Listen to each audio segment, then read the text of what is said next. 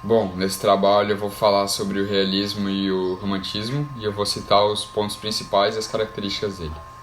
Eu vou começar falando sobre o romantismo, que ele representava principalmente a rebelião e a liberdade.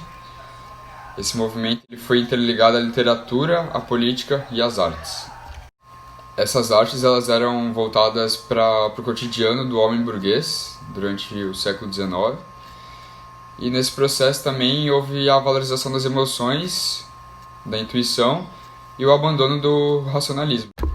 Bom, dentre esse movimento do romantismo a gente pode citar várias características, por exemplo, a exaltação da natureza, a gente também pode citar a evasão para mundos da imaginação, onde a gente pode fantasiar coisas. Era muito forte também a presença do nacionalismo nesse movimento, a liberdade individual era muito forte e a liberdade do povo. Além do nacionalismo, a gente pode citar também o individualismo nessa época. Era muito forte a presença do individualismo e era muito focado nos sentimentos do próprio indivíduo. Podemos citar também o subjetivismo, onde o artista ele idealiza temas e ele exagera em algumas das suas características. Podemos citar como exemplo a pátria, que também é idealizada. Bom, agora a gente vai falar sobre as pinturas dentro do romantismo. A gente vai citar um artista chamado Goya, que era um dos mais importantes do século XVIII. Nas suas obras a gente pode ver muito o estilo neoclássico. Os seus retratos, ele era mostrado... Bom, agora a gente vai falar sobre as pinturas dentro do romantismo. A gente vai citar um artista chamado Goya, que era um dos mais importantes do século XVIII. Nas suas obras a gente pode ver muito o estilo neoclássico. Bom, agora eu vou falar um pouco sobre a arquitetura dentro do romantismo. Os arquitetos românticos eles preferiam usar irregularidades nas estruturas, volumétricas e espaciais, preferências pelas geometrias mais complexas e mais formas diferentes de curva e efeitos de luz. Bom, agora eu vou falar algumas curiosidades sobre o período romântico.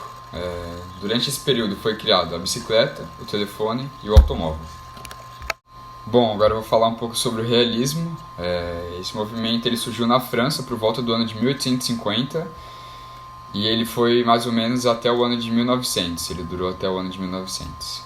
Durante esse período teve uma crescente industrialização nas sociedades. Bom, a arte nessa época ela também meio que veio com um processo de crítica à sociedade. Tinha um objetivo muito forte de resolver os problemas decorrentes do progresso da mecanização da sociedade. Bom, a gente pode citar também um ponto muito importante do realismo, que era a oposição à subjetividade do romantismo. E foi mais ou menos aí que o homem começou a deixar de lado suas emoções, suas visões emotivas e as subjetivas. Bom, é muito importante ressaltar que a crítica que vinha junto com a arte nessa época, ela era uma crítica construtiva, ou seja, tinha o objetivo de reconstruir a sociedade, renovar e transformar ela. Bom, agora eu vou falar um pouco sobre a pintura dentro do realismo. Eles tinham uma ideia muito forte de documentar as pinturas sem que elas fossem fiel e exata. Ou seja, a ideia deles exatamente não era ser realista, e sim verdadeira. Ou seja, essas pinturas elas eram capazes de captar a beleza do mundo assim do jeito que ela é, sendo realista. Bom, os temas dessas pinturas eram principalmente o nosso cotidiano, o que a gente via na verdade no nosso dia a dia. Ele era totalmente contra cunhos fantásticos, extraordinários ou sobrenaturais. Bom, agora eu vou falar sobre a escultura dentro do realismo. Os escultores do realismo, eles buscavam a representação pura da realidade, ou seja, não havia espaço para subjetividade ou criação de qualquer tema. Os temas variavam, eles eram relativos, eles podiam ser da cidade, dos trabalhadores, sobre a vida cotidiana.